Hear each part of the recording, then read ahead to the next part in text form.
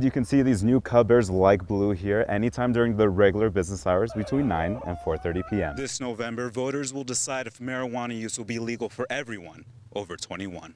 And instead of throwing these trees away, they're going to donate them to families in need this holiday season. Filmmakers from all over the world are coming right here to Tucson for the Arizona International Film Festival. Two criminals used this back door to sneak in with bad intentions. Take a look. There's a volunteer-led tour which they say is a more personal experience, or you can use your smartphone. While barbed wire and fences like these can offer a tragic memory, there are bright spots in this exhibit that bring light to these dark times. Police are still investigating after an armed citizen confronted a man trying to shoplift some beer.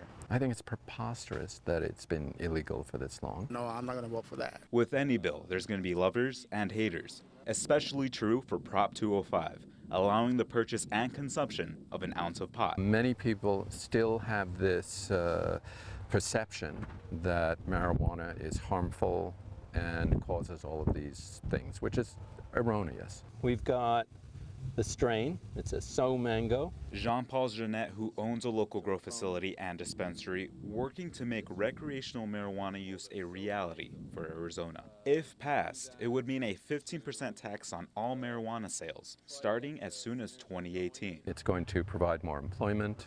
There's going to be more taxes collected as a result.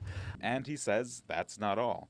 After funding enforcement, he says there's going to be extra. 80% of those profits going to education. The other 20%, drug abuse education. I'm expecting a huge leap in the standard of education in Arizona. Driving under the influence of marijuana would still be illegal under Prop 205, but a recent AAA study shows marijuana-related crashes more than doubled in Washington state after recreational pot use was legalized. For some, it's too high a price. I mean, we already have a problem with alcohol.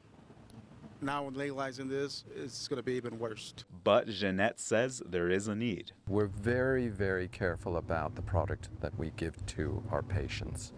And we will be just as careful about this product. Not because we think we're something special, but because we think people are special. The push to turn this traditionally red state bright green. Adrian Gurrola, News 4, Tucson.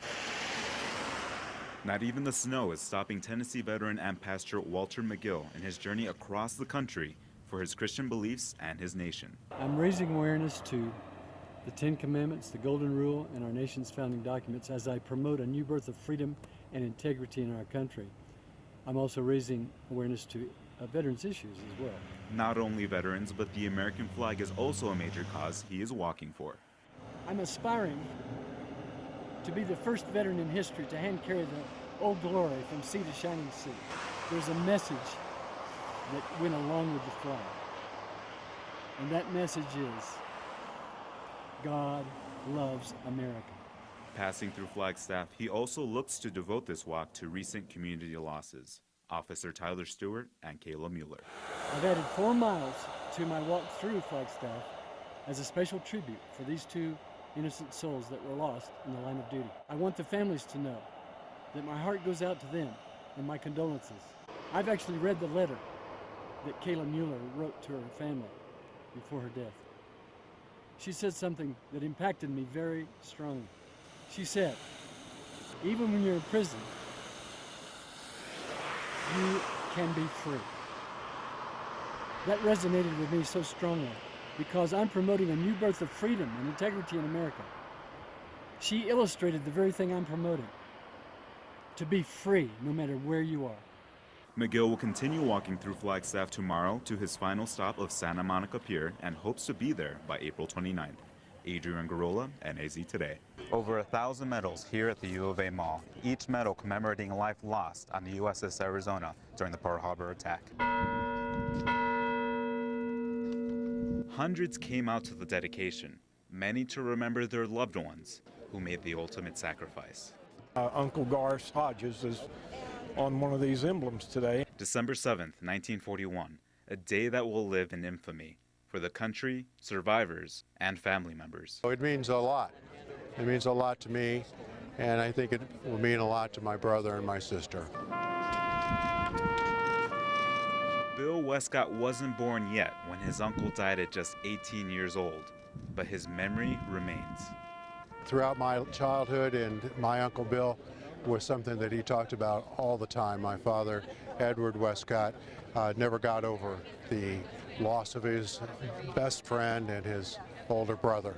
Most sailors on the U.S.S. Arizona were just 17 to 22 years old, the same age as many of the students who will be walking past the memorial every day. That were it not for these kids who went before you, you wouldn't have what you have. So perhaps it's a good example of a way to take a moment and try to make the most out of your situation. A memorial to inspire future generations. Adrian Gurrola, News 4, Tucson.